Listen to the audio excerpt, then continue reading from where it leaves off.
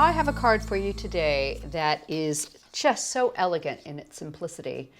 Anybody can make this card, whether you're a first-time crafter, if you want to craft with your kids, this is a great card to make, and it makes an absolutely stunning Christmas card too. We're going to be using a couple of die sets. I have the Season's Greetings, that will be our sentiment, and we're going to be using the winter trees.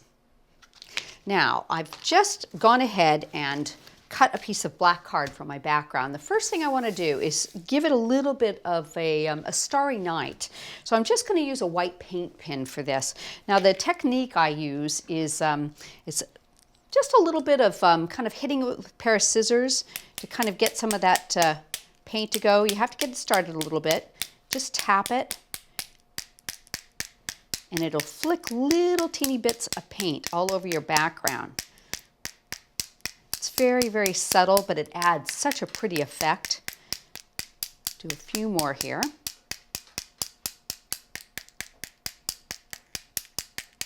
So if you want it to be really, really full of stars, you can tap it for a little bit longer, but I think I'll just leave it like that. And it is paint, so give it a second to dry. Now the next thing I want to do is I've created a little bit of a hill for my trees. So I've just torn a piece of black card and I didn't want that covered in stars. So I'm going to put that on after with a little bit of tape.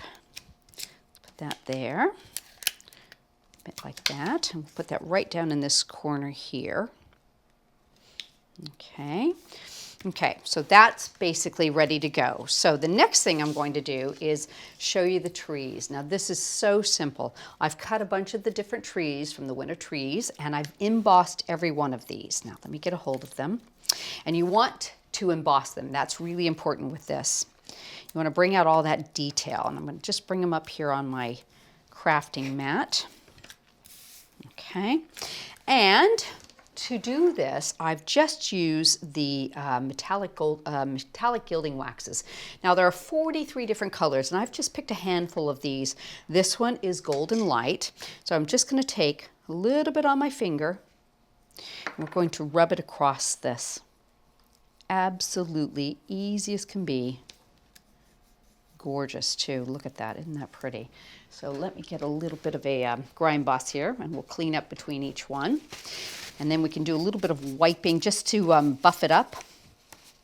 Now the wax will dry on its own, but you can buff it with a little bit with a piece of kitchen roll. Okay, so that's the first one there. So I'm going to go to the Ultramarine. And it doesn't matter which tree you do what color. I'm just going to do an assortment of different colors here. And you'll notice that they come out a little bit different when you put them onto the black card too, which is kind of interesting, I think. And wipe that one off my finger. Okay, so you've got what is a very dark blue in here, but it comes out with a bit of a teal-ish color onto the black. Pop that to the side. Let's do some cast bronze. And I think I'll pick up one of the smaller ones here.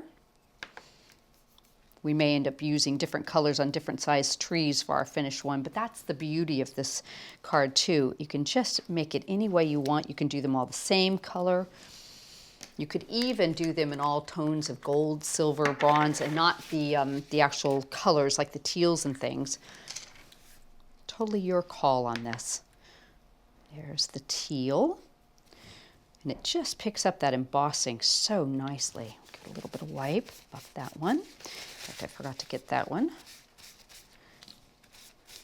Okay, set that to the side. So I've used the golden light, the cast bronze, the teal, the patina, the teal. I've got amethyst here. Let's pick up one of these. Love the way that looks. So pretty. Just a light bit right over the top of that picks up that embossing. Okay. And we've still got a few left here. Get some Enchanted Gold. This is one of my favorites, I have to admit. Okay.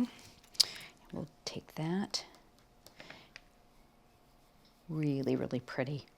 So if you want it a little darker, you can add a bit more. I just like to have a little bit of the black showing through on the trees. I think that adds to the look of this card. Okay, We'll give that a light buff. There we go. And the last one we'll use, oh no, I've got two here. We'll do, I think it's teal and pewter we're missing still, I believe. So this is pewter. It's a really, really pretty deep silver color.